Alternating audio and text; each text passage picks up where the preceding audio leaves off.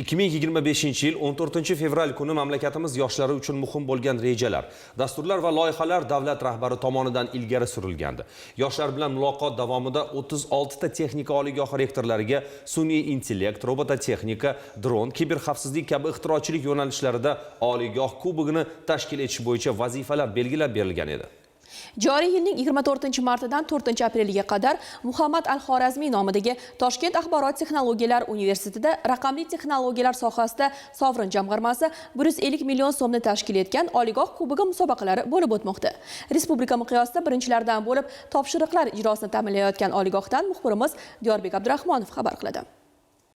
Dunyo aholisining 70% dan ortiq qismi axborot texnologiyasiga bog'langan va bu raqamlar har kuni ortib boryapti. Bu esa sohaga chuqurroq kirish, maydonni egallashni talab etadi. O'tkazilayotgan mazkur musobaqalarning asosiy maqsadi talabalarning ilmiy yutuqlarini ommalashtirish, ularning bilim va ko'nikmalarini rivojlantirish, yangi g'oyalarni ilgari surish hamda ularni doimiy rag'batlantirib borishdan iborat.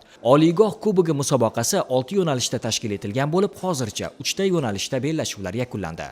Rag'batlantirish mablag'i 150 million so'mni tashkil qilgan mazkur kubogimiz talabalarimizni 3000 tasini o'z atrofiga yig'ib oldi. Aynan Unicorn AI startup loyihalar tanlovida talabalarimiz o'zlarini aniq loyihalarni tijoratlashtirish maqsadida ekspertlarga taqdim qilyaptilar va bularni sifatli baholash va kelajakda ushbu loyihalarni tijoratlashtirish maqsadida ekspertlar guruhiga aynan ishlab chiqarish sohalaridan Markaziy Osiyo sun'iy intellekt kompaniyasi ekspertlarni jalb qilganmiz. Ayniqsa dasturlash bo'yicha CTF tanlovlarida g'olib bo'lgan talabalarimiz xalqaro darajadagi olimpiada musobaqalarida ham ishtirok etish imkoniyatlarini qo'lga kiritishmoqda. Jarayonlar davomida dasturlash olimpiadasi, algoritmik dasturlash bo'yicha xalqaro darajadagi musobaqa va kiberxavfsizlik bo'yicha CTF olimpiadasini kuzatdik. Bu yerga tashqi ekspert sifatida nazorat qilish uchun taklif qilinganman. Robocontest platformasida musobaqa bo'lib o'tyapti.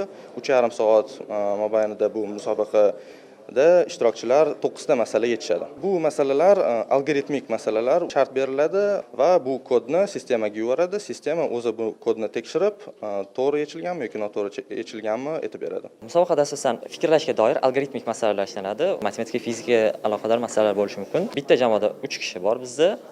Asosan endi jamoat tuzilishiga keladigan bo'lsak, bitta matematik, bitta koder, kod yozuvchi va bitta qiyin masala ishlovchi odam bor. Biz ishlayotgan masalalar kelajakda katta kompaniyalarga kirishda katta yordam beradi. Bular aynan top kompaniyalar Google, Amazonlar.